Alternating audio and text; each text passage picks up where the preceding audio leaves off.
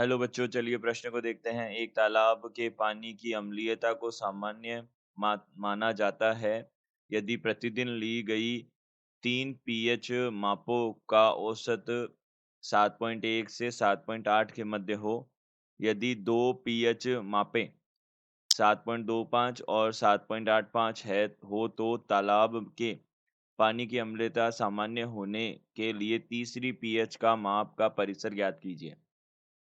तो देखिए, यहाँ से हमारे पास क्या है, सबसे पहले मुख्य अवधारणा देख लेते हैं। मुख्य अवधारणा, तो मुख्य अवधारणा के अनुसार हम यहाँ से औसत जो है उस वो है कैसे ज्ञात करते हैं वह देख सकते हैं। तो देखिए औसत क्या होता है, हम यहाँ से क्या बोल सकते हैं।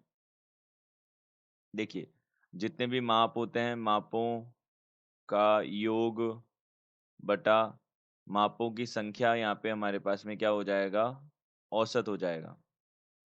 तो यहाँ पे हम सूत्र बता सकते हैं। तो देखिए, यहाँ हमारे पास में 3 पीएच माप हैं, जिनमें से 2 तो हमको 7.25 और 7.85 दे रखी है, 7.85 दे रखी है। तो हमने माना माना तीसरी पीएच माप तीसरी पीएच माप x है। तो यहाँ से इनका औसत क्या होना चाहिए, देखिए औसत जो है वह क्या रहना चाहिए, औसत जो है वह क्या रहना चाहिए, 7.1 से 7 पॉइंट, देखिए मध्य रहना चाहिए। इसका मतलब 7.1 से 7.8 के मध्य, यानी कि 7.1 भी नहीं होगा और 7.8 भी नहीं होगा। यह बनेगा हमारे पास में। तो देखिए यहाँ से 7.1 और औसत कितना हो जाएगा, देखिए अब औसत कैसे निकालते हैं, मापों का योग। तो ये तो हो जाएगा मापों का योग और बटा यहाँ से कितना हो जाएगा, मापों की संख्या यहाँ 3 हो जाएगी। तो यहाँ से ये कितना हो जाएगा, 7.8 हो जाएगा। तो देखिए अब इसको हल कर लेते हैं। देखिए, सबसे पहले तो हमने 3 का गुणा कर दिया तीनों तरफ, तो बीच में तो 3 से 3 कट जाएगा। यहाँ 3 का गुणा करेंगे तो यहाँ पे 3 आ जाएगा और यहाँ पे 7.1 है, तो यहाँ पे 3 से गुणा करेंगे तो 3 और ये 21 आ जाएगा। 21 पॉइंट यहाँ पे कितना हो जाएगा, 21.3 हो जाएगा। अब इन दोनों का योग कर दिया तो 0, यहाँ से कितना हो जाए, 5 5 10 0 1, यहाँ पे 11 का 1 हासिल 1 हो जाएगा। तो 7 दूनी 14 और 1 15 हो जाएगा। तो 15.10 प्लस एक्स, और यहाँ से कितना हो जाएगा, यह मध्य हो जाएगा। अब देखिए 8 ये 24, 2 7 ये 21 और 2 23 हो जाएगा। तो 23.4 हो जाएगा, यह बनेगा।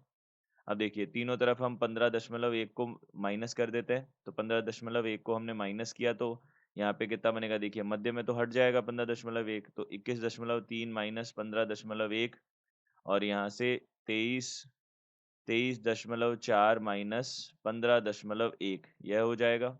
तो अब इसको हल कर लेते हैं। देखिए यहाँ पे देखिए 21 में 15.1 को माइनस करेंगे तो यहाँ पे कितना हो जाएगा, 0.2। अब देखिए 21 में से 15 गए तो यहाँ पे कितना बचेगा, 6.2। तो 6.2, और यहाँ से कितना हो जाएगा, देखिए यहाँ से हमारे पास हो जाएगा, 1 माइनस किया, 4 में से 1 को माइनस किया, 3 बचेगा।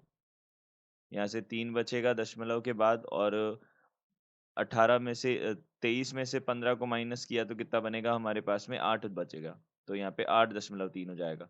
तो यहाँ से हम बोल सकते हैं x का परिसर जो होगा वह क्या होगा, 6.2 से 8.3 तक x हो सकता है। यानी कि जो तीसरी पीएच है वह इतनी हो सकती है, उसका मान यहाँ से यहाँ तक हो सकता है। तो दिए गए प्रश्न का उत्तर यह है। आशा करते हैं आपको समझ आया होगा। धन्यवाद।